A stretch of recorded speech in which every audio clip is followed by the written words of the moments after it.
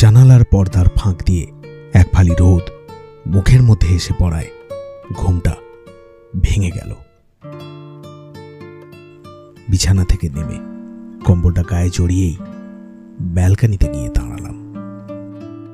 খানিক বাদে হোটেলের একটা ছেলে এক পেয়ালা কফি দিয়ে গেল।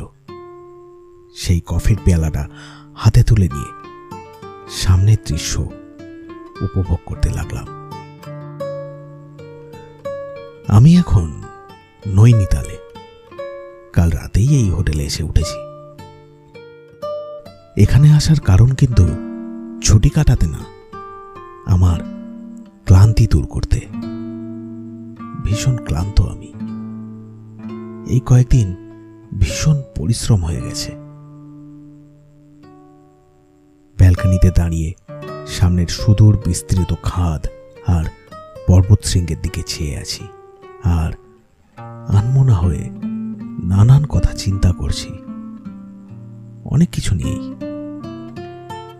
কি জানি, হয়তো সেসব পরিশ্রমের কথাই মনে মনে চিন্তা করে চলেছি। যেমন ধরুন না কেন, এতদিন ধরে যে কেসটা নিয়ে আমি জড়িয়েছিলাম সেটা নিয়ে তো আছেই, এছাড়াও আরো অনেক ব্যাপার রয়েছে। থাক, সেগুলো নাই বা উল্লেখ করলাম। কফির পেয়ালায় শেষ চুমুকটা দিতেই একটা অদ্ভুত খেয়াল হলো আমার। এই শেষ কেসটা ঘাঁটতে গিয়ে যে কাহিনী অজান্তেই আমাকে ধরা দিয়েছিল, মনে হলো সেটা হয়তো লিখে রাখা দরকার। লেখার একটা বাজে অভ্যাস আমার আগাগোড়াই ছিল, সেটা আজ আবার আমায় পেয়ে বসল। লেখালেখি বলতে সাহিত্য চর্চা নয় বা কবিতাও নয়, ওই এক সময় ডায়েরি লিখতাম আর কি, আর বান্ধবীকে প্রেমপত্র। লেখা বলতে ওইটুকুই। কিন্তু আজ একটু অন্যভাবে পেয়ে বসলো আমায়। তবে সেটাকে আবার বাজে অভ্যাসই বা বললাম কেন? পাঠক পাঠিকারা আমায় ভুল বুঝবেন না। আমার ধারণা এই গল্পের শেষে সেটা আপনারা নিজেরাই অনুমান করতে পারবেন। যাক, সেসব কথা। টেবিলে গিয়ে ল্যাপটপটা খুলে বসলাম। আগেই বলেছি আমি এখানে এসেছি আমার ক্লান্তি ছেড়ে ফেলতে। বড় ক্লান্ত। এতদিন ধরে প্রচুর খাটাখাটনি গেছে, প্রচুর কাজ করতে হয়েছে আমায়, প্রচুর কাজ। তাই আমি ভীষণভাবে ক্লান্ত। স্বাভাবিকভাবে আপনাদের মনে হতেই পারে যে এই মহাবিশ্ব জুড়ে যত রকমের মানুষ আছে তাদের প্রত্যেককেই কোনো না কোনো কাজ করতে হয় এবং প্রত্যেককেই অক্লান্ত পরিশ্রম করতে হয়। আমি মানছি, এটা 100% সত্যি।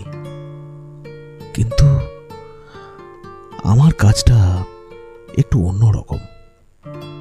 কিরকম সেটা হয়তো আমার ডেজিগনেশন আর র্যাঙ্কের বিষয়ে জানতে পারলে আপনারা নিজেই অনুমান করতে পারতেন, কিন্তু থাক, সেটা বলে নিজের বড়াই করতে চাই না। আর মূলত যখন নিজের ব্যর্থতার কাহিনী লিখতে বসেছি তখন, হ্যাঁ, এটা আমার ব্যর্থতারই কাহিনী।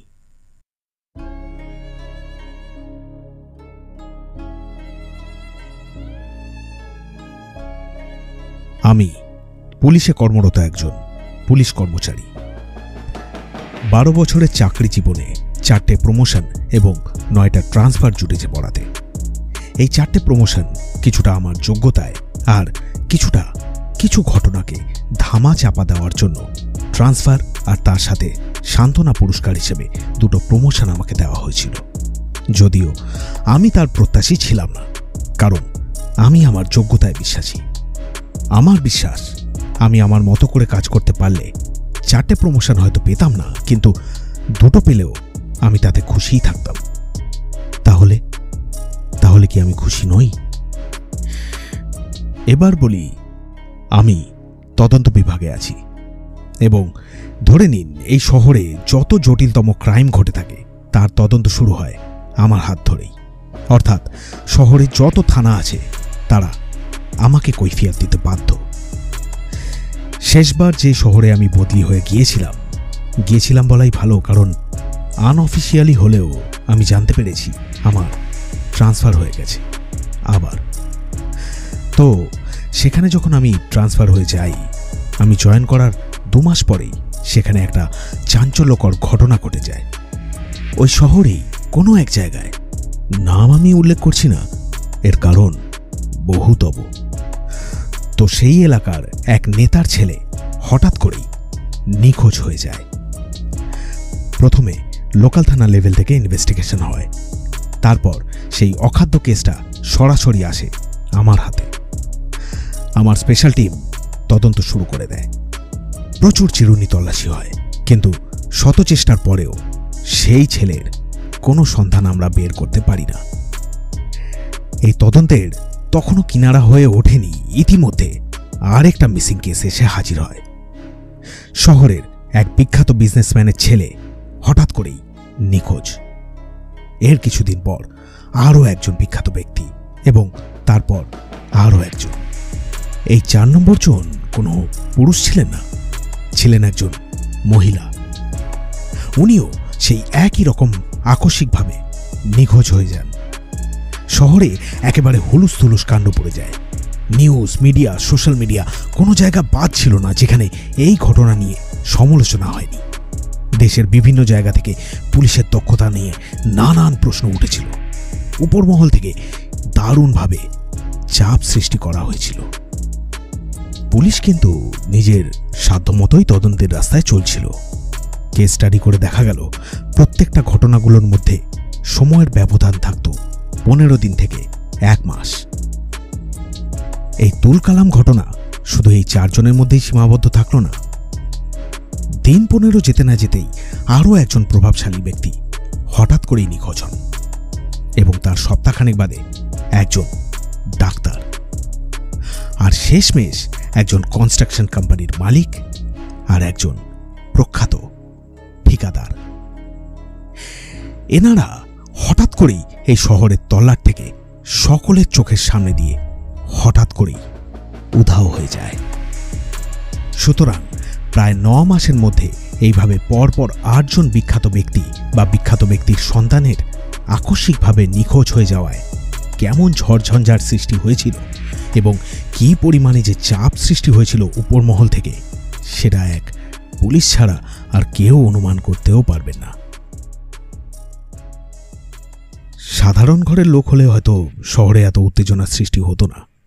প্রত্যেকটি থানাতেই আপনি যদি খোঁজ নিয়ে দেখেন তো দেখবেন সেখানে মাসের পর মাস, বছরের পর বছর বেশ কিছু মিসিং ডায়েরি কোনো না কোনো কোনায় পড়ে আছে। ধুলোর চর জমে উঠেছে সেই ফাইলের উপরে। সেগুলো নিয়ে প্রথম দিকে বিশেষ কোনো একটা উত্তেজনার সৃষ্টি হয় না, কিন্তু যেহেতু এনাদের ক্ষমতা ছিল বা পয়সা ছিল অথবা প্রখ্যাত ব্যক্তি হওয়ায় একদম ডে 1 থেকেই উপরমহল থেকে বিশেষভাবে চাপ দেওয়া হয়েছিল, যেরকমটা সাধারণভাবে হয়ে থাকে। তো যাই হোক, প্রচুর তল্লাশির পর এই 8 জনকে প্রায় 8 মাস 20 দিন পর উদ্ধার করা হলো। তবে জীবিত অবস্থায় নয়, মৃত অবস্থায়। মৃতই বা তাদের বলি কিভাবে? রীতিমতো পচা গলা ছিন্ন ভিন্ন ডেড বডি হিসেবে। পচা গলা বললেও হয়তো ভুল হয়, কারণ এর মধ্যে একটা বডি পুলিশ পেয়েছে যেটা আধপোড়া কঙ্কাল অবস্থায় ছিল। 2টো লাশ পচে প্রায় কঙ্কালে পরিণত হয়েছিল, আর 3টে লাশ প্রায় বিগলিত অবস্থায় ছিল, যেগুলোকে স্ট্রেচারে তোলবার সময় তার মধ্যে থেকে পচা মাংস খসে খসে মেঝেতে পড়ছিল। আর 2টো দেহর সদ্য পচন ধরা শুরু হয়েছিল। এই শেষ 2টো বডি যেগুলো পচন ধরা শুরু হয়েছিল, তার মধ্যে একটা বডি একটা বিশাল বড় সিমেন্টের স্ল্যাব দিয়ে চাপা দিয়ে রাখা ছিল। বলা বাহুল্য, সেই স্ল্যাব সরিয়ে বডি বের করতে পুলিশকে বেশ বেগ পেতে হয়েছিল, কারণ আনুমানিক স্ল্যাবটার ওজন প্রায় 300 কেজিরও বেশি। এই 8 জনের দেহ আমরা উদ্ধার করি শহর থেকে বেশ কিছুটা দূরে সোনাতড়ি নামে এক জায়গার নির্জন জনবসতিহীন এলাকায় একটা 10 বছরের পরিত্যক্ত কারখানা থেকে। বহু বছর আগে সেখানে আগুন লেগে যাওয়ায় এবং কয়েকজন কর্মচারী আগুনে পুড়ে মরায় কারখানাটা বন্ধ হয়ে যায়। ইন্স্যুরেন্স কোম্পানির সাথে প্রোপাইটারের দীর্ঘদিন ধরে কোর্টে কেস চলতে থাকে। তারপর থেকেই সেটা বন্ধ হয়ে পড়ে থাকে। 10 বছর সেখানে কোনো মানুষের পা পড়েনি। এই কারখানা এলাকা থেকে সবচেয়ে কাছাকাছি জনবসতি এলাকা যেটা, সেটা প্রায় 3.5 কিলোমিটার দূরে অবস্থিত এবং কারখানাটা বর্তমানে একটা রেস্ট্রিক্টেড এরিয়া। আমার চাকরির প্রথম দিকে সেই এলাকাতেই আমার পোস্টিং হয়েছিল, তাই আমি বিষয়টা জানি। আর সেই কারণেই বিষয়টা অতি তুচ্ছ হলেও আপনাদের কাছে তুলে ধরলাম। এবার এই অপ্রাসঙ্গিক কথাগুলো বাদ দিয়ে মূল গল্পে আসি। তো লাশ উদ্ধারের সময় পুলিশের নানান তদন্তমূলক অ্যাক্টিভিটিস চলতে থাকে, যেমন লাশের পজিশন মার্কিং করা, টেপ দিয়ে চারিদিক ব্যারিকেড করে দেওয়া, সূক্ষ্ম থেকে সূক্ষ্ম ক্লুয়ের সন্ধান করা, ম্যাগনিফাইং গ্লাস দিয়ে বিভিন্ন জায়গা খুঁটিয়ে দেখা, ক্যামেরা দিয়ে ছবি তোলা ইত্যাদি ইত্যাদি। যেসব কাজ সাধারণত হয়ে থাকে সেসব কাজই চলছিল।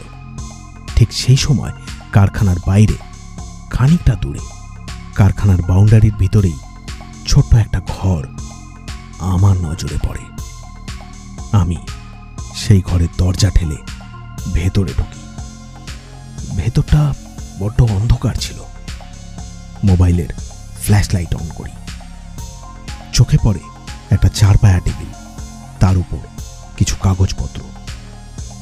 সেই কাগজগুলো ছিল A4 সাইজের কতগুলো পেজ, যার উপর কম্পিউটারে টাইপ করে কিছু লেখা ছিল। সেগুলো পিন দিয়ে অ্যাটাচ করে ছোট্ট সেই ঘরের টেবিলের উপর একটা ইটের টুকরো দিয়ে সযত্নে চাপা দিয়ে রাখা ছিল। ইতিমধ্যে আমার পিছন পিছন আরও একজন জুনিয়র সাব ইন্সপেক্টরও সেই ঘরে এসে উপস্থিত হয়েছে। আমি তাকে সেগুলো দেখিয়ে সযত্নে তুলে নিতে বলি।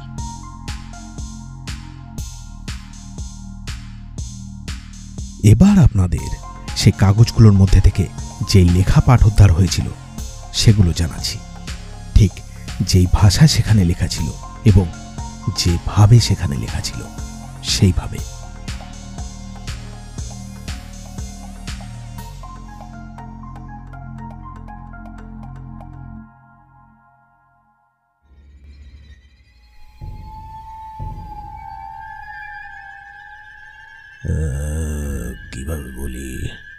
কিভাবে বলি কোত্থেকে শুরু করি?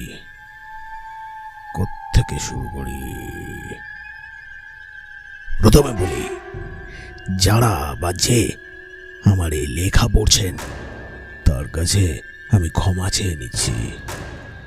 আমি অত ভালো লিখতে পড়তে জানি না। এর মধ্যে কিছু বানান টানানো ভুল থাকতে পারে, তার জন্য আমি ক্ষমা চেয়ে নিচ্ছি। কি করব বলুন, আপনাদের মতো অত পড়াশোনা জানা লোক নই তো। আমি একজন খুনি, একটা কিলার। আমি স্বীকার করছি এই খুনগুলো আমি করেছি। যতক্ষণে আপনারা এই লাশগুলো পেয়েছেন আর সম্ভবত আমার এই লেখা পড়ছেন, ততক্ষণে আমি অনেক অনেক দূরে ছুমন্তর হয়ে গেছি। এই খুনগুলো আমি কেন করেছি সেটা নিশ্চয়ই জানতে ইচ্ছা করছে, আর এটাও জানতে ইচ্ছা করছে আমি কে। খুব স্বাভাবিক। খুনগুলো কেন করেছি সেটা আমি আপনাদের জানিয়ে যাচ্ছি, কিন্তু আমি কে সেটা বলবো না। না,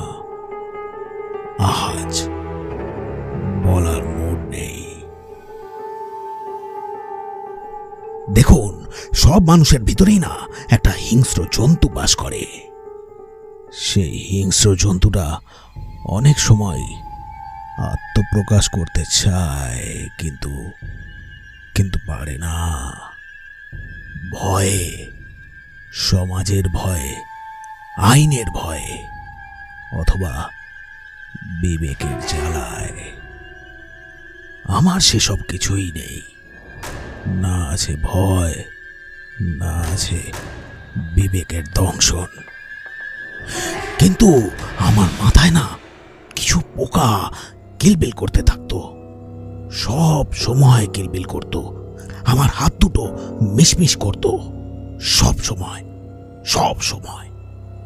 মনে হতো যদি কোনো তাজা মাংস পেতাম, যেটাকে কুচি কুচি করে কাটলে যার মধ্যে থেকে গল গল করে রক্ত বেরিয়ে আসবে, সেরকম জ্যান্ত কোনো মাংস যদি পেতাম, তাহলে কি ভালোই না হতো, কি ভালোই না হতো।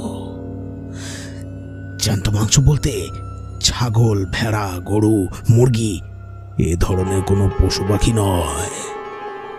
আমার দরকার ছিল মানুষ। পশু পাখিদের মেরে মজা নেই।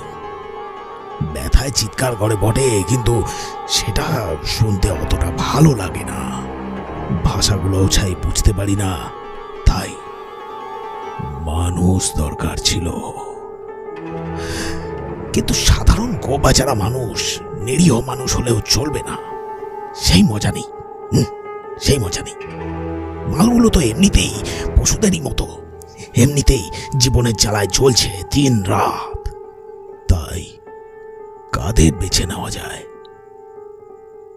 এমন কিছু মানুষ দরকার যারা প্রচন্ড সুখী, ভোগ করছে, দিন রাত বিলাসবহুল জীবন কাটাচ্ছে। এমন লোকেদের বেছে নিলে কেমন হয়? হ্যাঁ, কিন্তু সেরকম লোকও তো আশেপাশে দিন রাত ঘুরে বেড়াচ্ছে। চাইলে রোজ একজন করে তুলে নেওয়া যায়, কিন্তু সেটা আবার চ্যালেঞ্জিং হবে না।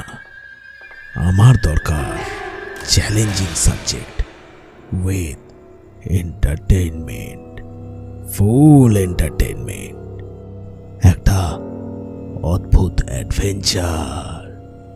যে ধরনের ব্যক্তি বিখ্যাতও হবে, আবার পয়সাওয়ালাও হবে, যাদের ধরলে সঙ্গে সঙ্গে দৌড়দৌড়ি ছুটোছুটি হবে।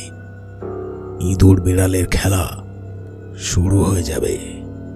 আবার সাধারণ পাবলিকও যখন এই খুনের ব্যাপারে জানতে পারবে, তাদের এই ঘটনায় কিছুই যাবে আসবে না।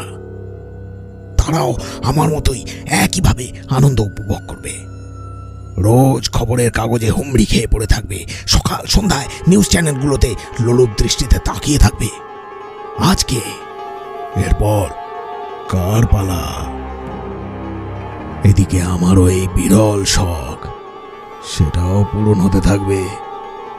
তাই সাবজেক্ট চুজ করে নিলাম। প্রথমেই বেছে নিলাম ওই শুয়োরের বাচ্চা, মানে ওই এমএলএ এর বাচ্চাকে। বেশ কয়েক বছর আগে, আপনাদের হয়তো মনে থাকবে অথবা ভুলেও যেতে পারেন, নবম দশম শ্রেণীতে পড়ুয়া এক ছাত্রী স্কুল থেকে বাড়ি ফেরার পথে হঠাৎ নিখোঁজ হয়ে যায়। পরে তার মৃতদেহ একটা ইট ভাটা থেকে পাওয়া যায়। মনে পড়ল,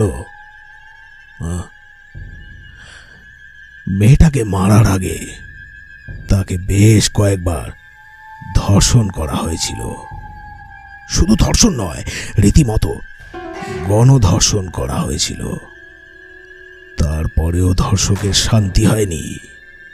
মেয়েটার দুটো ঠ্যাং ধরে জনি থেকে, জানি শুনতে খারাপ লাগছে, কিন্তু আমাকে বলতে হবে,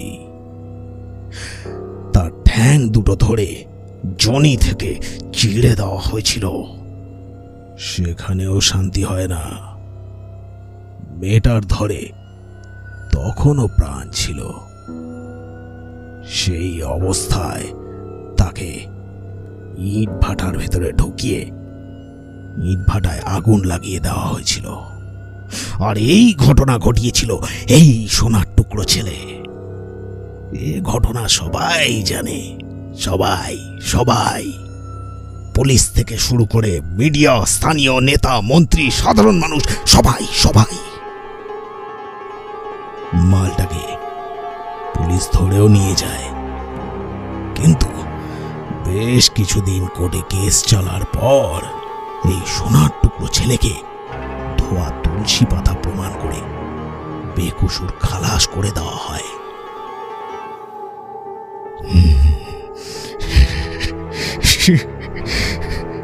কি ভাবছেন? শুনে মনে হচ্ছে না যে আমি অপরাধ পছন্দ করি না? হ্যাঁ, আসলে কিন্তু তা নয়।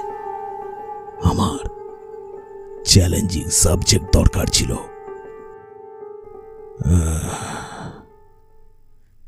এই ছেলে কাকে রেপ করেছে, কাকে খুন করেছে, তাতে আমার কিছুই যায় আসে না। আমার তো দরকার ছিল চরম তৃপ্তি, রক্তের গন্ধ আর মানুষের চিৎকার, যেটা নিজে কানে সামনে দাঁড়িয়ে শুনতে পাবো, যাকে আমি নিজের হাতে টর্চার করতে পারবো। এই কথাগুলো বলতেও যে আমার কি চরম তৃপ্তি অনুভব হচ্ছে, আপনাদের সে কথা কি করে বলে বোঝাই? সঠিক ভাষাও আমার জানা নেই, পেটে বিদ্যাও নেই। মুখ্য সূক্ষ্ম একজন মানুষ, ধরি একজন খুনি। ওই ছেলেকে এখানে, অর্থাৎ যেখান থেকে আপনারা দেহগুলো পেয়েছেন, সেই জায়গায় নিয়ে এসে প্রথমে বেঁধে রাখলাম। হাত দুটোকে উপর দিকে করে সিলিংয়ের একটা আংটার সাথে বেঁধে দিলাম। তারপর পা দুটোকে সামনের দিকে ছড়িয়ে টান টান করে বেঁধে দিলাম। তারপর তার সমস্ত জামা কাপড় টেনে ছিঁড়ে ফেললাম। এরপর কি করলাম জানেন? আমি বলে যাই, আমার বিশ্বাস আপনারা যতদিনে এদের বডি পেয়েছেন, ততদিনে এই বেচারা তো কঙ্কাল হয়ে গেছে। ময়না তদন্তে তো আর টর্চারগুলো জানা যাবে না। তাই আমি বলে দিচ্ছি, এই চাঁদ মানিকের দুপায়ের মাঝখানে ঝুলন্ত বস্তুটার, হ্যাঁ ঠিকই ধরেছেন, ওটার মাথাটা ব্লেড দিয়ে আস্তে আস্তে চিঁড়ে দিলাম। গল গল করে সেখান থেকে রক্ত বেরিয়ে আসলো। আমি বাচ্চা ছেলের মতন আনন্দে আত্মহারা হয়ে উঠলাম। লাফিয়ে লাফিয়ে হাততালি দিতে থাকলাম। তারপর ভাবলাম, এটাকে কারুর ফেস্ট বানাতে হবে। হ্যাঁ, ফেস্ট বানাতে হবে। জঙ্গলে এক ধরনের পিঁপড়ে হয়, লাল কালো রঙের, বেশ মোটা মোটা, বড় বড়। সেরকম একটা পিঁপড়ের বাসা থেকে অনেকগুলো পিঁপড়ে জোগাড় করে নিয়ে আসলাম। প্রথমে সেগুলো মেঝেতে পড়ে থাকা রক্তের মধ্যে এসে জমায়েত হলো। তারপর ছেলেটার গা বেয়ে উঠে ক্ষতস্থানের দিকে গেল। আমার সঙ্গে সঙ্গে মনে পড়ল, আমি যখন মাংস খেতে বসি, সেই মাংসে ঠিকঠাক নুন আর ঝাল না হলে খেতে ভালো লাগে না। এদেরকে যখন খাওয়াচ্ছি, তখন একটু সুস্বাদু ভাবেই খাওয়াই। ছেলেটার ক্ষতস্থানে পরিমাণ মতো নুন আর লঙ্কার গুঁড়ো মাখিয়ে দিলাম। পিঁপড়েগুলো মনের সুখে সেখান থেকে মাংস ছিঁড়ে ছিঁড়ে খেতে থাকলো। আর এই হারামজাদা, সে কি চিৎকার, কি চিৎকার! আর চিৎকারের সাথে সাথে অকথ্য ভাষায় আমাকে গালাগালি। কিন্তু আমার রাগ হলো না তাতে, আমি আরো খুশি হতে লাগলাম, ভালোভাবে উপভোগ করতে লাগলাম। বেশিক্ষণ চিৎকারও করতে দিলাম না, বেশি চিৎকার করলেও সমস্যা, যদি কেউ শুনে নেয়। ওর জামাই ওর মুখের মধ্যে ভালো করে ঠেসে দিলাম। এরপর তার দুই পায়ে পেট্রোল ঢেলে আগুন ধরিয়ে দিলাম। সারা শরীরটাতেও সেই মুহূর্তেই আগুন ধরিয়ে দিতে পারতাম, কিন্তু তাতে মালটা খুব তাড়াতাড়ি মারা যেত, যন্ত্রণাটা বেশি অনুভব করতে পারত না। তাই দু পায়ের মধ্যে আগুন লাগিয়ে দূরের থেকে দাঁড়িয়ে দাঁড়িয়ে সেটার মজা নিতে থাকলাম। কিন্তু বেচারা দুদিনের বেশি এই টর্চার সহ্য করতে পারল না, পরের দিনই মারা গেল। এবার কি করি? কি সুন্দর মজা লাগছিল এগুলো দেখতে। তাই পরের জনকে বাছাই করা শুরু করলাম।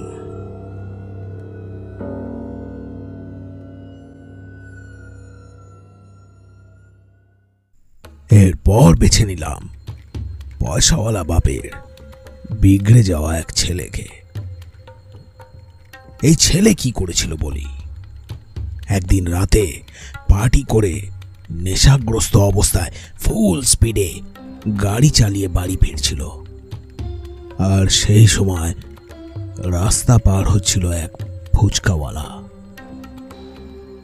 গাড়িটা সেই ফুচকাওয়ালাকে সজোরে ধাক্কা মারে, যার ফলে সেই ফুচকাওয়ালার ঘটনাস্থলেই মৃত্যু হয়।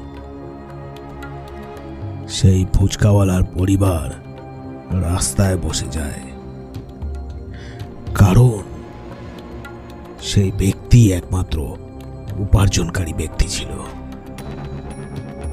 এই ছেলেটাকে পুলিশ ধরেও ফেলে, কিন্তু সামান্য কিছুদিন জেলে থাকার পর আদালতে প্রমাণ হয় এই ছেলে তো সেদিন গাড়িই চালায়নি, সে গাড়ির পিছনে বসেছিল আর গাড়ি তার ড্রাইভার চালাচ্ছিল। এটা শুনে কি মনে হচ্ছে যে আমি আইনের পক্ষপাতী, অন্যায় একদম সহ্য করতে পারি না, বা আমার সেই ফুচকাওয়ালা আর তার পরিবারের উপর দরদ একেবারে উতলে উঠছে?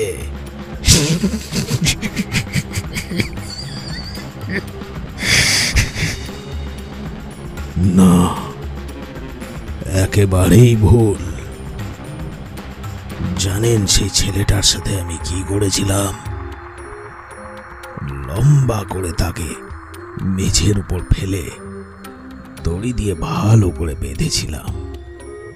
তারপর একটা ভারী হাতুড়ি দিয়ে প্রতিদিন তার দেহের একটা একটা অঙ্গকে থেঁতলেছিলাম।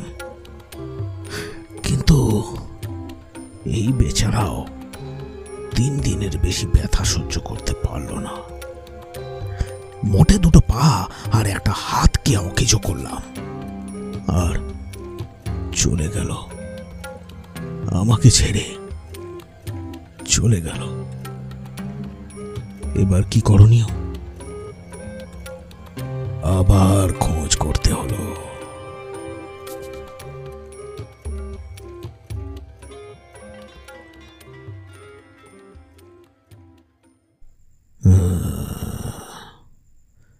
ড্রাগস এদেশে ইলিগাল, তাই তো?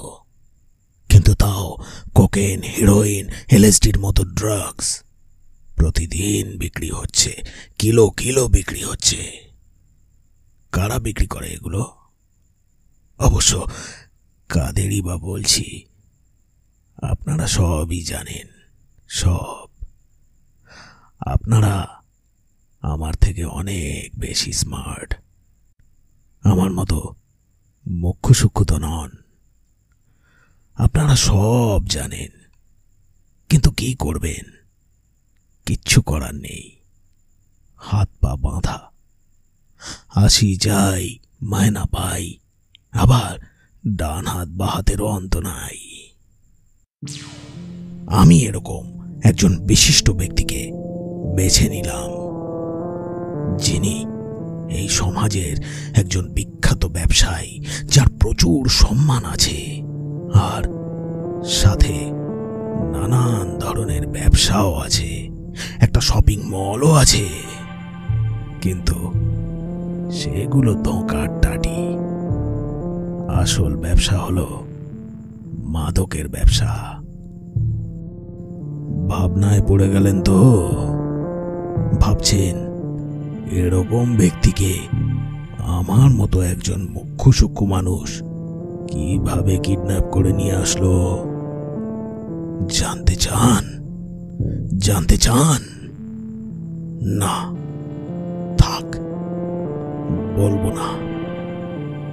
আজ বলার বিশেষ একটা মুড নেই। এর সাথে অবশ্য বিশেষ কিছু করলাম না, শুধু যতদিন বেঁচে ছিল ততদিন একে জল খাবার কিছুই দেয়নি। কিন্তু অবাক হলাম 2 মাস কেটে যাওয়ার পরও সেটা একই রকম আছে দেখে। হারামজাদা কি করেছিল জানেন? পাশের যে ডেড বডিগুলো ছিল, খিদের চোটে সেগুলোকেই ছিঁড়ে ছিঁড়ে খেতে শুরু করে দিয়েছিল। আমার ভীষণ রাগ হলো। ছুটে গিয়ে একটা ধারালো হাতিয়ার নিয়ে এসে রাগের চোটে কোপাতে থাকলাম। মাথা যখন ঠান্ডা হলো তখন মনে হলো এ আমি কি করলাম? মেরে ফেললাম। এবার কি? আমাকে তো আরেকজনকে খুঁজতে হবে। চিন্তায় পড়ে গেলাম। কিছু করার ছিল না। অগত্যা বাধ্য হলাম আরেকজন ভিকটিমকে খুঁজতে। এবারে ছিল একজন মহিলা। এই মহিলা একজন বিখ্যাত ব্যবসায়ী। কর্পোরেট লেভেলে ওঠা বসা, কি পুটুর ইংরেজিতে কথা বলে, দেখলে ধরতেই পারবেন না যে তার গোপন ব্যবসা হলো হিউম্যান ট্রাফিকিং। হ্যাঁ, হিউম্যান ট্রাফিকিং। বাংলাদেশ থেকে, নেপাল থেকে অল্প বয়সী মেয়েদের এ দেশে নিয়ে আসে, আর নিয়ে এসে দেহের ব্যবসায় লাগিয়ে দেয়। আর এ দেশ থেকে অল্প বয়সী মেয়েদের ভুলিয়ে ভালিয়ে কিংবা কিডন্যাপ করে বাংলাদেশ বা নেপালের মাধ্যমে বিভিন্ন দেশে পাঠিয়ে দেওয়া হলো এর আসল ব্যবসা। অবশ্য কাদের বলছি আপনারা সব জানেন, আমার থেকে বেশি ভালোভাবে জানেন। তাই এই মহিলার ব্যাপারে আর বিশেষ কিছু বলবো না। দেখুন, এখন আবার চিন্তায় পড়ে গেলেন যে এই ধরনের একজন মহিলাকেও কিভাবে আমি তুলে নিয়ে আসলাম এখানে। ভাবুন, ভাবতে থাকুন, কিন্তু আমি বলবো না, কারণ আজ বলার মুড নেই। এই মহিলার সাথে কি করেছিলাম জানেন?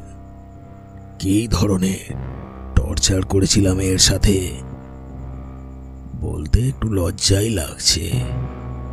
হাজার হোক, মহিলা তো। একটু হেয়ালি করে হালকা ভাবে বলছি, কারণ পাছে ভয় হয় যতদিন আপনারা এই ডেড বডি পাবেন, যদি সেটা থেকে জানতে না পারেন যে এর সাথে কি হয়েছিল। তাই অল্প বলছি। ক্রিকেট খেলার উইকেট হয় না, উইকেট, সেই উইকেটের মাথার দিকটা যদি একটু আঠা মাখানো হয় আর তারপর সেটাকে যদি বালির মধ্যে চোবানো হয়, শুকিয়ে যাওয়ার পর সেটা কি খানিকটা শিরিষ কাগজের মতো হয়। হাত দিয়ে ধরে দেখেছিলাম, সেরকমই তো মনে হয়েছিল।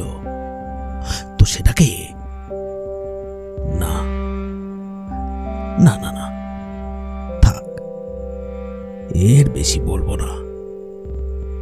বুঝে নিন। কি শুনতে খারাপ লাগছে? আপনাদের শুনতে খারাপ লাগতে পারে, কিন্তু আমার খারাপ লাগেনি। না, লাগেনি কারণ এই মহিলা নিজে একজন মেয়ে হয়ে মেয়েদের সাথে কি করতো জানেন?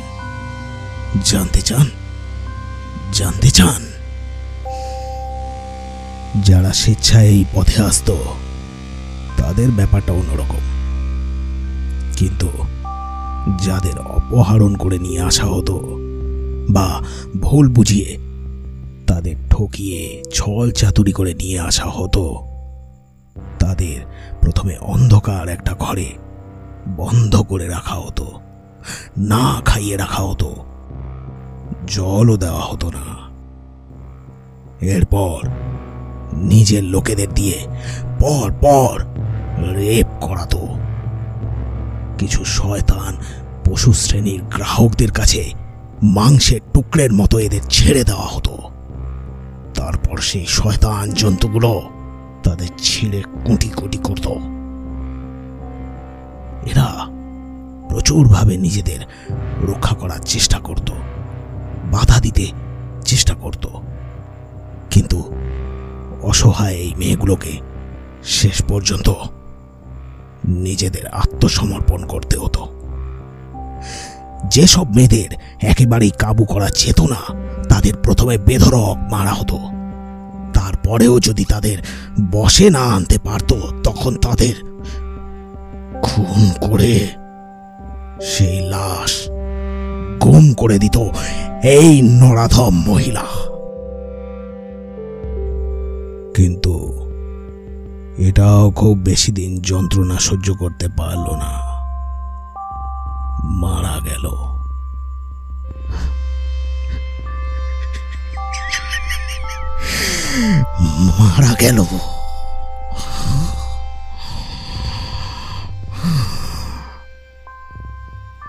চিন্তা নেই, সেই বালি মাখানো উইকেটটা এর গলা দিয়ে ঢুকিয়েছিলাম।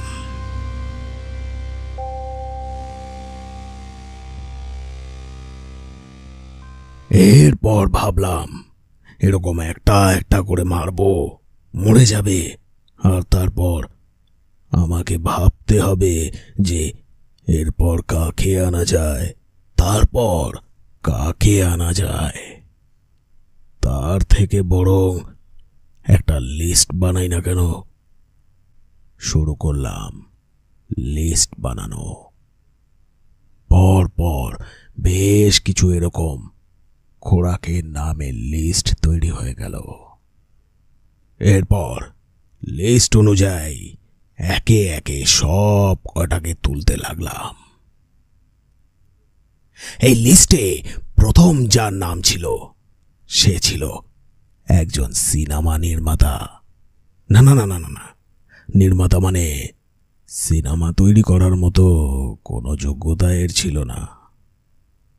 এর যোগ্যতা ছিল শুধু লাগানো, সিনেমায় টাকা লাগানো, আর নতুন নতুন মেয়েরা যারা অভিনেত্রী হতে চাইত তাদের, অর্থাৎ এ ছিল ফিল্ম প্রডিউসার। বেশ কয়েক বছর আগে এ রাজ্যের ছোট্ট এক শহর থেকে একটা মেয়ে কিছু স্বপ্ন নিয়ে চলে এসেছিল এ শহরে। তারপর সে এই প্রডিউসারের সাথে দেখা করে।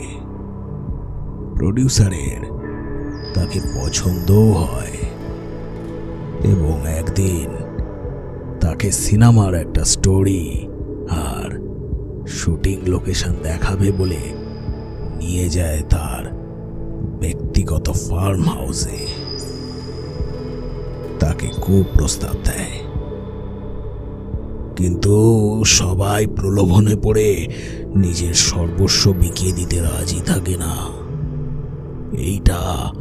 এই জানোয়ারের হয়তো জানা ছিল না। মেয়েটা তখনই এই জানোয়ারকে অপমান করে সেখান থেকে চলে আসতে চায়, কিন্তু বাবুর সেই ঘটনা আত্মসম্মানে লাগে আর জোর করে তাকে ধর্ষণ করে।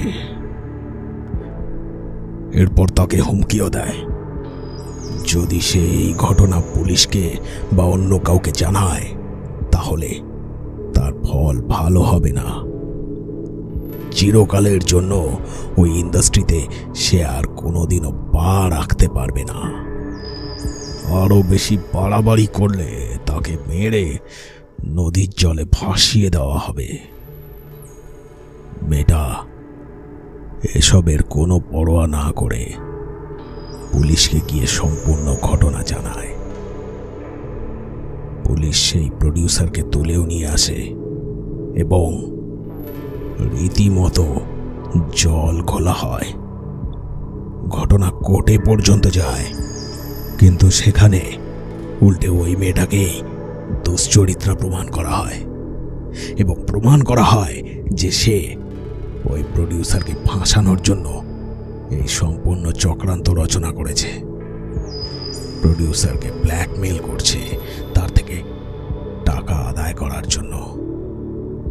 আদালত এই শয়তানকে বেকসুর খালাস করে দেয় এবং উল্টে ওই মেয়েটার বিরুদ্ধে মোকদ্দমা চালানোর নির্দেশ দেয়।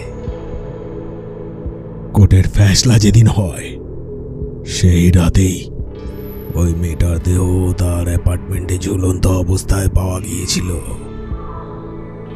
ফরেন্সিক রিপোর্টে বলা হয় গলায় দড়ি বা ওই জাতীয় কিছু দিয়ে চাপের ফলে শ্বাসরোধ হয়ে মেয়েটার মৃত্যু হয়েছে, যেটা গলায় দড়ি দিলেও হয়। কিন্তু এর সাথে এটাও বলা হয় যে ওই মেয়েটার সারা শরীরে কালশিটে দাগ পাওয়া গেছে, যার থেকে মনে হয় মৃত্যুর আগে তাকে বেশ মারধর করা হয়েছিল। তারপর আর কি, প্রমাণ লোপাট, প্রডিউসার খালাস। পুলিশ রিপোর্টে বলা হয় মেয়েটা ভয়ে আত্মহত্যা করেছে। একে তুলে নিয়ে আসার পর কি করেছিলাম জানেন? একে উলঙ্গ করে হাতের সাথে দড়ি বেঁধে সিলিং থেকে ঝুলিয়ে দিয়েছিলাম। তারপর 2-2.5 কিলোর একটা পাথরের চাই নাইলনের মোটা সুতো দিয়ে ওর অন্ডকোষের সাথে বেঁধে ঝুলিয়ে দিয়েছিলাম। মাঝে মাঝে সেখানে কারেন্ট শকও দিতাম। যতদিন বেঁচে ছিল এইভাবেই এখানে ঝুলেছিল। মারা যাবার পরও একে সেখান থেকে নামাইনি। দেহটা পচে পচে ছিঁড়ে ছিঁড়ে নিচে পড়েছিল, কিন্তু যতদিন বেঁচে ছিল প্রথমে চিৎকার করত, গালাগালি দিত, তারপর ধীরে ধীরে নিস্তেজ হয়ে পড়ার সঙ্গে সঙ্গে বিড়বিড় করে কি যেন বলতো। একদিন শুনলাম বলছে, হে ভগবান, আমাকে ক্ষমা করে দাও, প্রচুর পাপ করেছি, প্রচুর পাপ করেছি, আমাকে ক্ষমা করে দাও, এই নরক যন্ত্রণা থেকে আমাকে রেহাই দাও। কিন্তু ভগবান শোনেনি ওর প্রার্থনা, আমি শুনেছিলাম। আর নরক যন্ত্রণা আর একটু ভালো করে টের পাইয়ে দিয়েছিলাম। একদিন ও যেখানে ঝুলছিল তার নিচে কয়েকটা কাঠের মধ্যে আগুন লাগিয়ে সেখান থেকে বেরিয়ে পড়ি আমার 6 নম্বর শিকারের খোঁজে।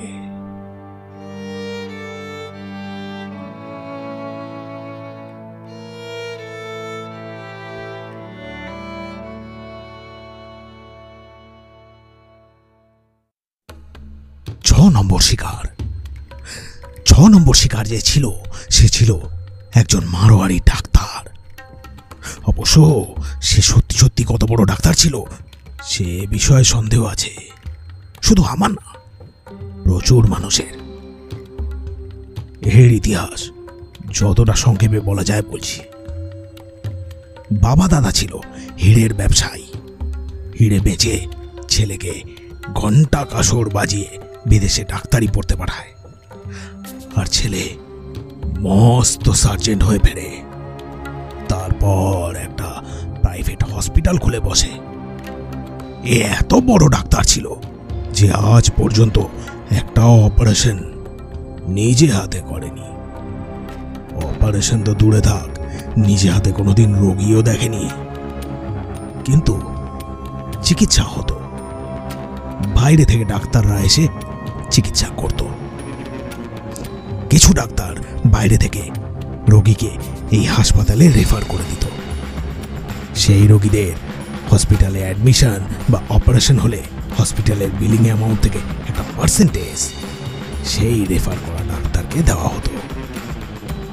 শুধু ডাক্তারই নয়, এ ধরনের যত দালাল ছিল যারা রোগীদের এই হাসপাতালে নিয়ে আসতো তাদের প্রত্যেককে একটা মোটা অঙ্কের কমিশন দেওয়া হতো।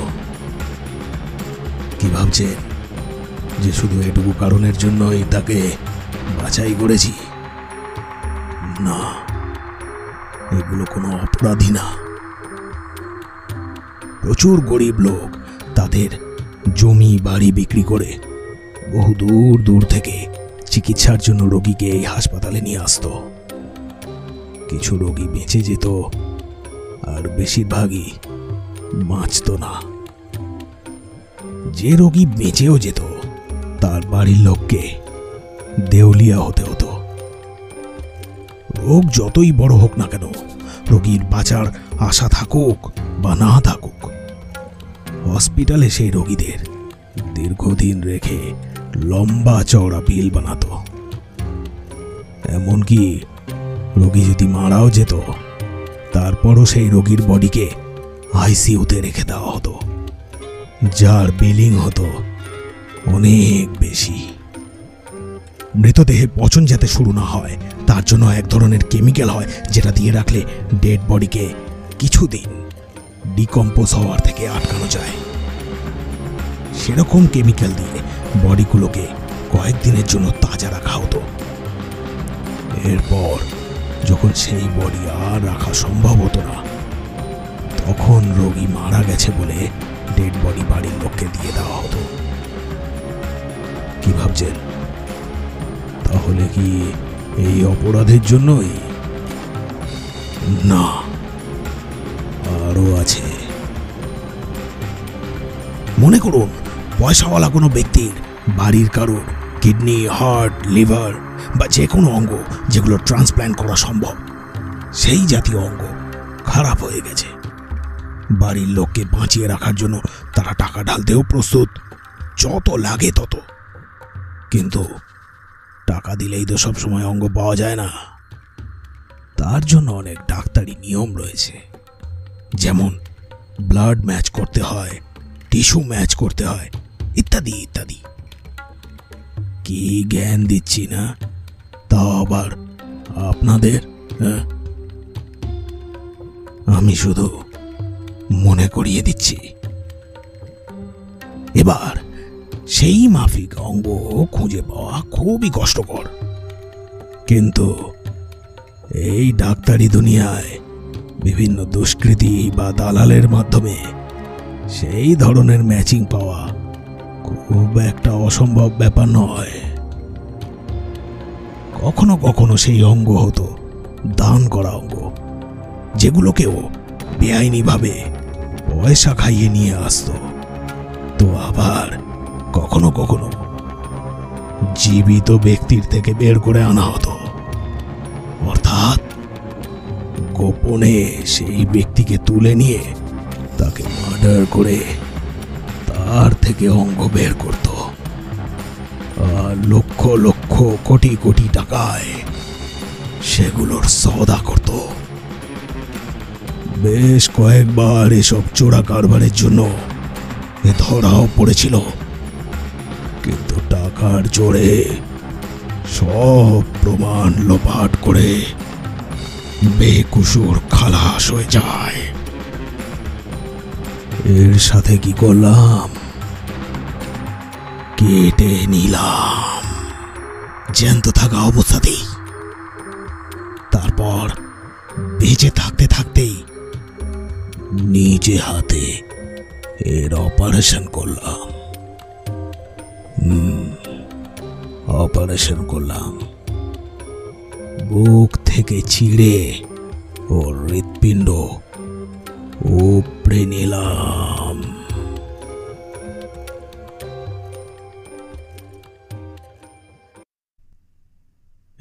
দেখুন, এবার আরো চিন্তায় পড়ে গেলেন। ভাবছেন এই লোকটা বোধহয় অপরাধ একেবারেই সহ্য করতে পারে না। একদমই না, এসবে আমার কিছুই যায় আসে না। ওই যে নিজে হাতে লোকটার বুক চিরতে পারলাম, 2 হাতে রক্ত মাখা মাখা হয়ে গেল, এটাই আমার সুখ। তবে 7 নম্বর জনকে তুলতে গিয়ে বেশ একটা মজার ঘটনা ঘটে গেল। সেখানে গিয়ে দেখি বাই 1 গেট 1 অফার চলছে। মানে তুলতে গিয়েছিলাম একটাকে, সাথে আরেকটাকেও পেয়ে গেলাম। দ্বিতীয় মালটাকে তুলবো কি তুলবো না, এই ব্যাপার নিয়ে বেশ একটা দ্বন্দ্বের মধ্যে ছিলাম। কিন্তু একটার সাথে যখন একটা ফ্রিতে পাচ্ছি, তখন ক্ষতি কি? তাই দুটোকে একসাথে তুললাম, আর একসাথে নিয়ে এসে দুটোকে বেঁধে ফেলে রাখলাম। এই দুটোর মধ্যে প্রথমটার কথা প্রথমে বলি। এর অপরাধ হলো বিল্ডিং তৈরি করা। না, বিল্ডিং তৈরি করা অপরাধ নয়, কিন্তু যে সমস্ত জমির মালিক জমি বিক্রি করতে প্রস্তুত নয়, সেই ধরনের ব্যক্তিকে নানানভাবে হুমকি দিয়ে, ভয় দেখিয়ে অথবা তাদের হত্যা করে বিল্ডিং বানানো, এটা অপরাধ। এরপরেও সেই বিল্ডিংয়ে ভেজাল মেটেরিয়াল মিশিয়ে বিল্ডিং তৈরি করা, এটা অপরাধ। খুনের কেসগুলোকে পয়সা দিয়ে চাপা দিয়ে দেওয়া, এটা অপরাধ। একটা বিল্ডিং আন্ডার কনস্ট্রাকশনে থাকাকালীনই অর্ধেক অংশ ভেঙে পড়ে যাওয়া এবং সেই ঘটনাকে পয়সা দিয়ে চাপা দিয়ে পুনরায় সেই বিল্ডিং কোনো রকমে মেরামত করে বিক্রি করা, এটা অপরাধ। আপনাদের হয়তো মনে থাকবে, বেশ কয়েক বছর আগে একটা 5 তলা বিল্ডিং হঠাৎ করেই ভেঙে পড়ে যায় এবং বিল্ডিংয়ের গোটা 10 পরিবারের সকল সদস্যই অকালেই প্রাণ হারায়। কি এই ব্যক্তি অপরাধী তো? কিন্তু না, এ অপরাধী নয়। আদালতে তাই প্রমাণ হয়। আদালতে প্রমাণ হয় ওই এলাকা কোনো এক সময় জলা জমি ছিল। সেই জায়গার মাটি খুব একটা শক্তপোক্ত নয়। সয়েল টেস্টের সময় সেই ব্যাপার ধরা পড়েনি। তাই বিল্ডিংটা তৈরির 5 বছরের মধ্যেই এই দুর্ঘটনা ঘটে। সুতরাং বলা যেতে পারে যে এটা একটা অ্যাক্সিডেন্ট। দেহ উদ্ধারের সময় আপনারা ওই ঘরে একটা বড় চাতাল হয়তো দেখতে পেয়েছেন। কি পেয়েছেন তো? যেটা নিচ থেকে একটা লাশ উদ্ধার করা হয়েছে, সেই চাতালটা এই বিল্ডারের উপর আস্তে করে চাপিয়ে দেই। জোরে না, আচমকা ছেড়ে দেই না, আলতো করে, আস্তে আস্তে। প্রথমে একে শুয়ে দেই, তারপর এর উপর চাদরের মতো আস্তে করে চাপিয়ে দেই। কি ভারী ছিল না ওটা? কত ওজন হবে অনুমান? 100 কেজি, 150 কেজি, 200 কেজি, নাকি 300 কেজি? কত মনে হয়েছিল সরানোর সময়? এই দেখুন, আবার চিন্তায় পড়ে গেলেন।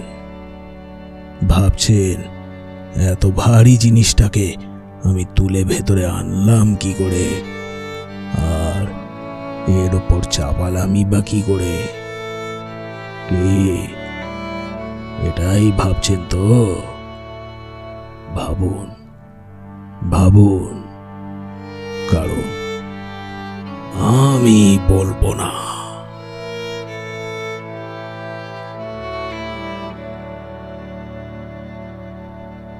এবার দ্বিতীয় জনের কথা বলি। এই ব্যক্তি কনস্ট্রাকশনের ঠিকা নিয়ে থাকে। ট্রেন্ডার বেরোলে সবার আগে এর কাছেই সেই ট্রেন্ডার যায়। বলা বাহুল্য, সেইভাবেই হাত করা আছে চারিদিকে। তাহলে এর মধ্যে আবার অপরাধের কি আছে? আছে, অপরাধ আছে। রাস্তার কাজ চলে, নতুন রাস্তা তৈরি হয়, তারপর বৃষ্টি শুরু হতে না হতেই সেই রাস্তা আবার খারাপ হয়, এবং সেই রাস্তা নির্মাণের জন্য আবার টেন্ডার বেরোয়, আবার সে কন্ট্রাক্ট নেয়, আবার রাস্তা তৈরি হয়। ইন্ডাস্ট্রিয়াল এরিয়াতে ভারী ভারী ট্রেলার চলে, যে কারণে সামান্য বৃষ্টি হলেই সেই রাস্তায় বড় বড় গর্ত তৈরি হয়ে যায়। এই রকমই একদিন এক এবড়ো খেবড়ো রাস্তা দিয়ে একটা কন্টেইনার গাড়ি যাচ্ছিল। তার পাশ দিয়ে অন্যান্য যানবাহনও চলছিল। একটা 12 বছরের বাচ্চাকে বাইকের পিছনে বসিয়ে তার বাবা স্কুলে ছাড়তে যাচ্ছিল। হঠাৎ করে সেই কন্টেইনারের চাকা গর্তে পড়ে ব্যালেন্স বিগড়ে যায়। গাড়িটা উল্টে গিয়ে পড়ে সেই বাপ বেটার উপরে। আচ্ছা বলুন তো, এই ব্যক্তি কি অপরাধী? আমিও আপনাদের মতো এরকম অনেকবার ভেবেছি। সেই কারণেই তো একটা দ্বন্দ্বের মধ্যে ছিলাম।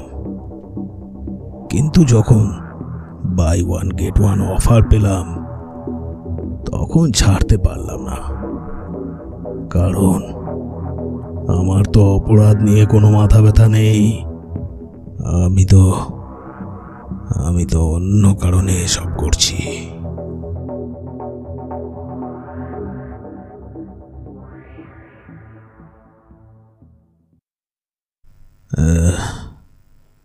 এবার আপনাদের থেকে বিদায় নেব। যদিও এত তাড়াতাড়ি বিদায় নেওয়ার ইচ্ছে ছিল না। লিস্ট আরো একটু লম্বা চওড়া ছিল, কিন্তু কি আর করণীয়। এতগুলো বডি যখন পৌঁছেছে, তখন মাছি তো ভ্যান ভ্যান করবেই। এক স্থানীয় মাছি ভ্যান ভ্যান করতে করতে এই তল্লাটে একদিন চলে এলো। এই এলাকায় এরকম বিভৎস পচা গন্ধ পেয়ে স্থানীয় আরো কিছু মাছিদের ডেকে নিয়ে এলো। এরা সাথে সাথে পুলিশকে গিয়ে জানালো, আর পুলিশ জানার সঙ্গে সঙ্গে কথাটা আমার কানেও এলো। আমার যাত্রা ভঙ্গ হলো। মাঝ পথেই বাধা পড়ে গেল।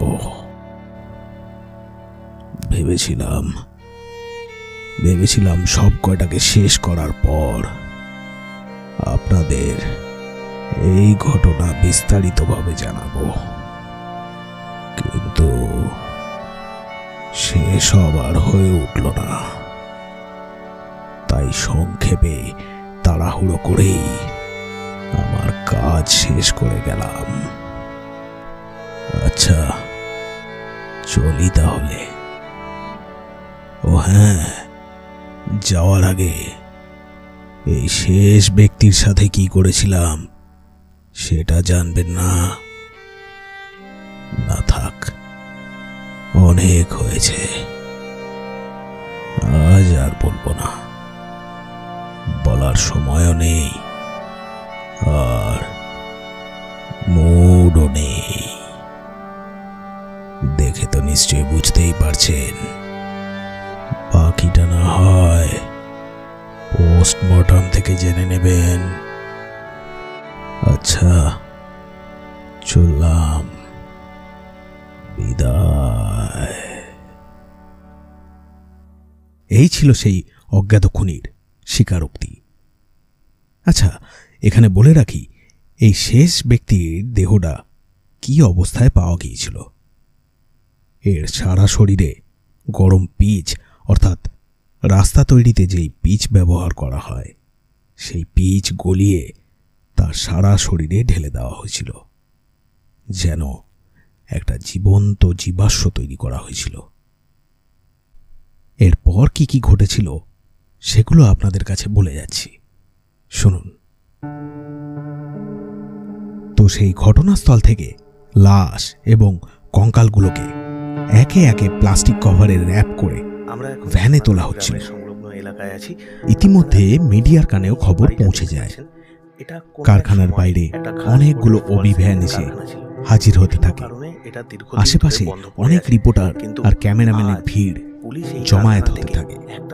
তারা সেখান থেকেই লাইভ রিপোর্টিং করতে থাকে এবং দূর থেকেই ভ্যানে তোলার সময় ডেড বডিগুলো ছবি এবং ভিডিও করতে থাকে। বিভৎস পচা গন্ধ পায় এবং ওনার সন্দেহ হওয়াতে গ্রামবাসীদের জেগে নিয়ে আসে। এরপর কিন্তু তারা জানতে পারে যে এই কারখানার ভিতরেই কিন্তু একটা নয় বেশ কয়েকটা মানুষের মৃতদেহ পাওয়া গেছে। ঘটনাটা জানতে পেরে তৎক্ষণাৎ তারা লোকাল থানায় কিন্তু যায় এবং সম্পূর্ণ বিষয়টি ওখানে জানায়। প্রিয়াঙ্কা, স্যার আসছে। স্যার, এই 8 জনের মৃতদেহ দেখে কি মনে হচ্ছে? শোনা যাচ্ছে এই 8টা বডির মধ্যে নাকি 7 জন পুরুষ ও 1 জন মহিলা রয়েছে। তবে কি এই রহস্যময় হত্যাকাণ্ডের সাথে ওই 8 জনের কিডন্যাপিং এর কোনো সম্পর্ক আছে, নাকি এরা অন্য কেউ? দেখুন, লাশ এখনো আইডেন্টিফাই করা যায়নি। পোস্টমর্টমের রিপোর্ট না আসা পর্যন্ত কিছু বলা যাচ্ছে না। Excuse me. আপনারা দেখলেন যে পুলিশ কিন্তু এই মুহূর্তে মুখ খুলতে প্রস্তুত নন। তাহলে এরা কারা? এই 8 জন কি সেই কিডন্যাপ হওয়া 8 জন? সোনার তরি থেকে ক্যামেরাম্যান রনির সাথে প্রিয়াঙ্কা, রিয়েল মিডিয়া। এখানে আপনাদের জানিয়ে রাখি, মিডিয়াদের খুনির সেই জবানিকা সম্বন্ধে কিছুই জানানো হয়নি। এটা আমাদের ডিপার্টমেন্টের মধ্যেই কনফিডেন্সিয়াল ছিল, কারণ ঘটনা যাই ঘটে থাকুক না কেন, এতে আইন কানুন ব্যবস্থার ওপর একটা কষিয়ে থাপ্পড় মারা ছিল। সেই কারণেই ব্যাপারটাকে জনসমক্ষে আনা হয়নি। এদিকে আমাদের ইনভেস্টিগেশন চলতে থাকে।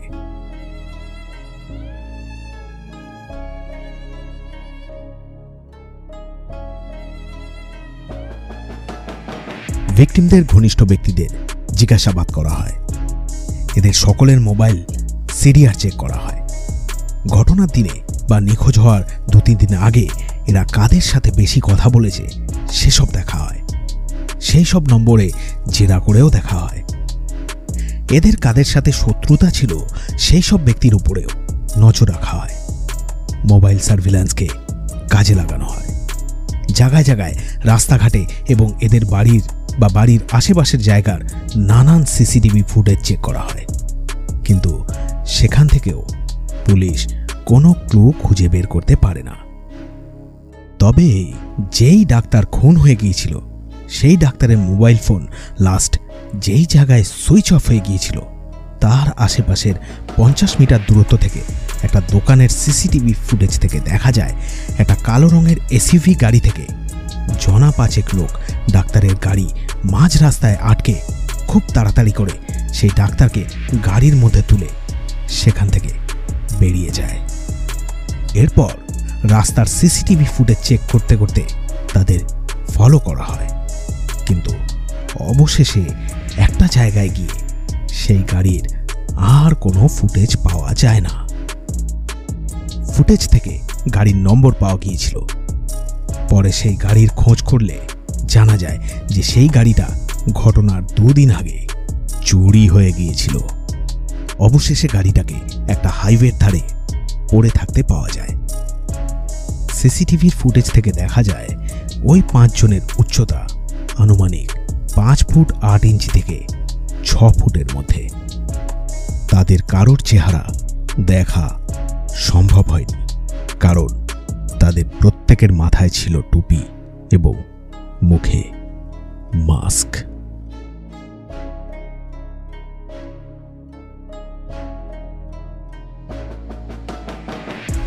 এরপর বাদবাকি ভিকটিমদের কিডন্যাপিংয়ের সময় এবং সিসিটিভির ডিটেলস চেক করা হয়। সেখান থেকে মাত্র 2 জনের কিডন্যাপিংয়ের ফুটেজ পুলিশের হাতে আসে, কিন্তু সেই এক কুয়াশা। সেখানেও হতাশা ছাড়া পুলিশ আর কিছুই বের করতে পারে না।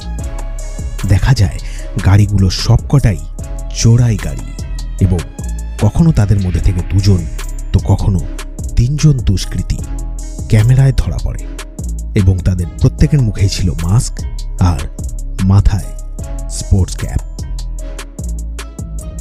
কিন্তু একটা জিনিস কনফার্ম হয় যে দুষ্কৃতীদের উচ্চতা প্রত্যেকেরই 5 ফুট 8 ইঞ্চি থেকে 6 ফুটের কাছাকাছি। তাই এরকম উচ্চতা অনুযায়ী বেশ কিছু সন্দেহজনক ব্যক্তি, কিছু দাগী আসামিদের তুলে আনা হয় এবং তাদের জেরা করা হয়। এদের প্রচুর মারধর করা হয়, কয়েকদিন থানায় বন্দী করেও রাখা হয়, কিন্তু লাভের লাভ কিছুই হয় না।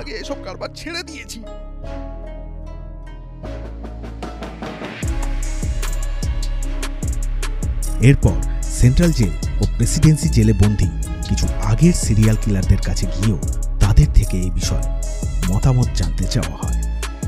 সেখানে আমরা সন্তোষজনক কিছু পাই না, কিন্তু 2-1 জনের মতামত ছিল যে খুনির যদি কোনো বিশেষ মোটিভ থাকে আর সে যদি কোনো হিটলিস্ট তৈরি করে থাকে, তাহলে যতদিন পর্যন্ত না সে নিজের কাজ শেষ করছে ততদিন সে এই শহর ছেড়ে কোথাও যাবে।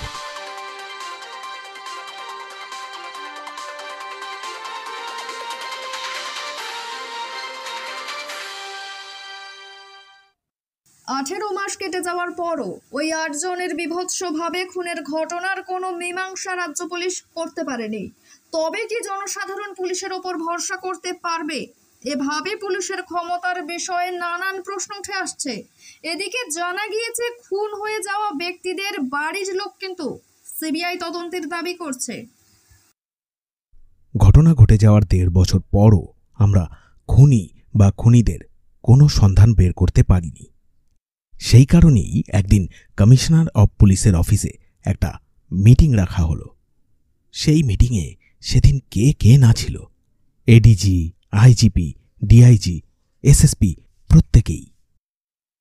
তাহলে বলো, পুলিশ কি কাজ করছে না? পাবলিক জানতে চাইছে তো। এতদিন কেটে যাওয়ার পরও আমরা এখনো এই রহস্যের সমাধান কেন করতে পারলাম না বলো? 1.5 বছরে একটা তো কোনো ইনফরমেশন অন্তত বের করা উচিত ছিল। ওই সাইকো সিরিয়াল কিলার কি তাহলে পুলিশের থেকে অনেক বেশি চালাক? না না রজত, এটা তোমার থেকে আশা করা যায়নি। হ্যাঁ, আমরা কি তাহলে শুধু হাওয়া খাচ্ছি? ডিপার্টমেন্টের এতগুলো লোক তাহলে কি করছে? Don't be quite like a moron. Say something, নাকি বলো তোমার দ্বারা হচ্ছে না? মৃতদের বাড়ির লোক সিবিআই ইনভেস্টিগেশন চাইছে। ভাবতে পারছো যদি এই কেসটা সিবিআই এর কাছে যায় ডিপার্টমেন্টের কতখানি বদনাম হবে? পাবলিককে কিছু না কিছু তো জবাব দিতে হবে নাকি? স্যার, তাহলে আমরা জবাব দেই। আপনারা তো বললেন যে খুনি একজন সাইকো সিরিয়াল কিলার, আর এরকম একজন সাইকো কিলারকে তো সমাজে ছেড়ে রাখা উচিত নয়। সাধারণ মানুষ সমস্যায় পড়তে পারে। তাহলে একটা প্রেস কনফারেন্স ডাকা যাক, আর ওই খুনির লেখার ব্যাপারে জনগণকে জানিয়ে দেওয়া যাক। কি তুমি কি যাও? পাবলিক ওই লেখার ব্যাপারে জেনে পুলিশ আর আইন ব্যবস্থার ওপরে আরো থুতু ফেলুক, একটা ক্রিমিনালকে পাবলিক হিরো বানিয়ে দিক। Is that you want to say? জানি স্যার, এই খুনি যেই হোক না কেন, তার মোটিভ যাই থাকুক না কেন, কোনো না কোনো জায়গা থেকে আমরা সকলেই বুঝতে পারছি যে সে যেটা করছে সেটা ল অ্যান্ড অর্ডারের জন্য সবচেয়ে বড় পরিহাস। সেই কারণে আমরা পাবলিককে কিছুই বলতে পারবো না। তাহলে স্যার, পাবলিককে একটু অপেক্ষা করতে দিন। পুলিশ যথাসাধ্য চেষ্টা করছে। এই সময় বিশ্বরূপ বাগচি নামে আমার এক বিশিষ্ট কলিগ বলে উঠল, রজত, দাঁড়াও। স্যার, আমার মনে হয় এই কিলারকে ধরতে হলে এর মতো করে ভাবতে হবে। তাহলে কি ভেবেছ? এরপর সেই মিটিংয়ের টেবিলে বিশ্বরূপ তার নানান ধরনের আইডিয়া সিনিয়রদের শোনাতে থাকে। সেসব শুনে বিশ্বরূপের উপর সিনিয়ররা খুব ইমপ্রেস হয় এবং আমার প্রচণ্ডভাবে নিন্দা করে। আমি অপদার্থের মতো চুপচাপ সেগুলো শুনতে থাকি। খানিক বাদে ওনারা ঠিক করেন যে এই তদন্তের দায়িত্ব আমার হাত থেকে তুলে বিশ্বরূপকে দেওয়াই যথাযথ হবে। কমিশনার সকলের সামনেই আমাকে নির্দেশ দেয় আমি যেন কেস রিলেটেড যাবতীয় ইনফরমেশন এবং বিভিন্ন ফাইল বিশ্বরূপকে হস্তান্তর করে দিই। এরপর আর কি, আমাকে সেই নির্দেশ মাথা পেতে মেনে নিতে হয়। কিন্তু কিছুদিন যাওয়ার পর আমি আমার নিজের ট্রান্সফারের জন্যই আবেদন জানাই। খুব স্বাভাবিকভাবে সকলেই বুঝতে পারে যে ওই ঘটনায় আমি প্রচণ্ডভাবে অপমানিত এবং মর্মাহত হয়েছি। আচ্ছা, এখন আমাকে লেখা থামাতে হবে, একটু বেরোনোর আছে। গল্প কিন্তু শেষ হয়নি, বেরিয়ে এসে না হয় আপনাদের শোনাবো নাকি? আর একটা কাজ করলেও হয়, আপনারাও আমার সাথে চাইলে যেতে পারেন। যাবেন নাকি? চলুন না, সেখানে গিয়ে না হয় বাকিটা শোনাবো। ও হ্যাঁ, একটা ছাতা নিয়ে নেবেন, বাইরে খুব বৃষ্টি পড়ছে। নৈনিতালে বোয়ালি রোড থেকে 3 কিলোমিটার দূরে ব্রিটিশ এরা সিমেট্রির গেটের সামনে আমার ভাড়া করা গাড়ি আমাকে নামিয়ে দিয়ে গেল। অঝরে বৃষ্টি ঝরছে। ছাতা হাতে আমি সিমেট্রির ভেতরে এগিয়ে গিয়ে একটা সমাধির সামনে চুপচাপ দাঁড়িয়ে রইলাম। খানিক বাদে শুনতে পেলাম সিমেট্রির বাইরে একটা গাড়ি এসে দাঁড়ালো। আমার পিছন থেকে কয়েকজন আমার দিকেই এগিয়ে আসছে। তাদের পায়ের আওয়াজ আমি স্পষ্ট শুনতে পাচ্ছি। কিছুক্ষণ পর বর্ষাতি পড়া একজন আমার থেকে 2 পা এগিয়ে গিয়ে সমাধির উপর একটা পুষ্পস্তবক রেখে দিল। তারপর আবার সে পিছনে ফিরে এসে আমার পাশে দাঁড়ালো। ইতিমধ্যে আরও 2 জন ঠিক আমার পিছনে এসে দাঁড়িয়েছে। আমার পাশের জন আমারই বন্ধু বিশ্বরূপ বাগচি। এরপর 2-4 মিনিট নিস্তব্ধ। তারপর বাগচি বলল, খবর দেখেছিস? না। কাল রাত 8টা নাগাদ ন্যাশনাল হাইওয়ে 6-এর থেকে একটু দূরে একটা নির্জন এলাকায় অ্যাডভোকেট এপি সিংয়ের ঝুলন্ত দেহ পাওয়া গেছে। ও, তুই তো 4 দিন আগে নৈনিতালে এসেছিলি। হোটেলের রিসেপশনে জিজ্ঞেস করলাম, বলল মাঝখানে 2 দিন তুই ছিলি না। আবার কাল রাতেই হোটেলে এসেছিস। এই 2 দিন ডেভিডের বাড়িতে ছিলাম, ওর ফ্যামিলির সাথে।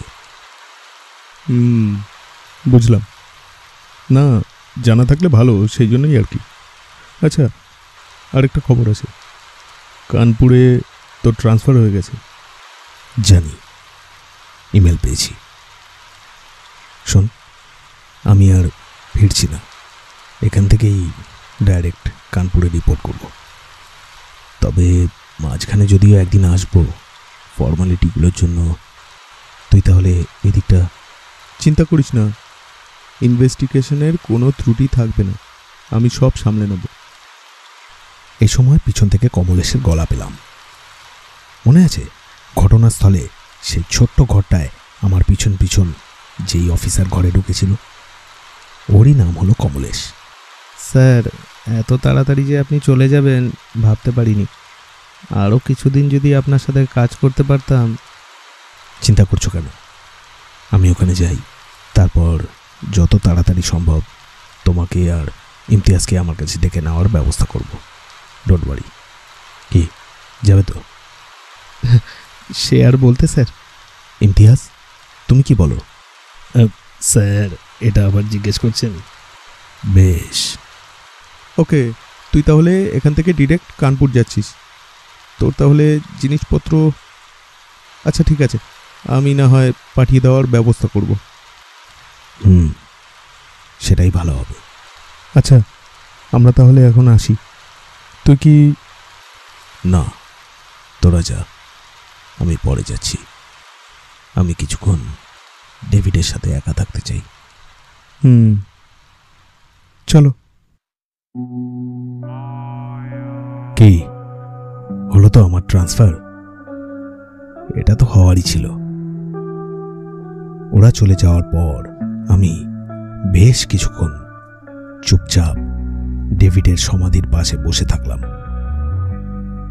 ভাবছেন এই ডেভিডকে? বাগচি, আমি আর ডেভিড আইপিএস এর ব্যাচে একসাথেই ছিলাম, সেখান থেকেই আমাদের অন্তরঙ্গ বন্ধুত্ব। আচ্ছা, আরেকটা জিনিস, আপনারা হয়তো এটাও ভাবছেন যে ওই অ্যাডভোকেট এপি সিংই বাকে যার লাশ পাওয়া গেছে। এই এপি সিং হলো একজন বিখ্যাত উকিল, যার কাজ হলো বড় বড় শাঁসালো তাবড় তাবড় ব্যক্তি যাদের ক্রিমিনাল কেস কোর্টে ওঠে তাদের যেন তেন প্রকারে বেকসুর প্রমাণ করা অথবা তাদের বেল পাইয়ে দেওয়ার ব্যবস্থা করা। ওই 8 জন যারা খুন হয়েছিল তাদের বেশ কয়েকজনের কেস এই এপি সিংই সামলাচ্ছিল। এই উকিলকে হাইওয়ে থেকে একটু দূরে একটা শুকনো গাছের ডালে কেউ তাকে নগ্ন অবস্থায় গলায় দড়ি দিয়ে ঝুলিয়ে রেখে যায়। একে মারার আগে সেই অজ্ঞাত খুনি কি করেছিল জানেন? মুখের মধ্যে অনেকগুলো নোট দলা পাকিয়ে ভালো করে ঠুসে দিয়েছিল। তারপর ধারালো কোনো অস্ত্র দিয়ে মাথা থেকে পা পর্যন্ত লম্বা করে ছিঁড়ে দিয়েছিল। আচ্ছা, তাহলে চলি। আবার নতুন শহর, নতুন জায়গা, নতুন কেস। আমি তো এই কেসে ব্যর্থ হলাম। আপনাদের কি মনে হয় ডিপার্টমেন্ট কি পারবে সেই অজ্ঞাত সাইকো কিলারকে খুঁজে বের করতে, এই কেসের সমাধান করতে? আমার কি মনে হয় বলুন তো? আমার মনে হয় পারবে না। এই খুনিকে তারা আর খুঁজে বের করতে পারবে না। কেন? থাক, আজ না হয় নাই বললাম, আবার অন্য কোনো দিন বলবো। আজ আর ইচ্ছে করছে না, আর বলার মুডও নেই। চলি।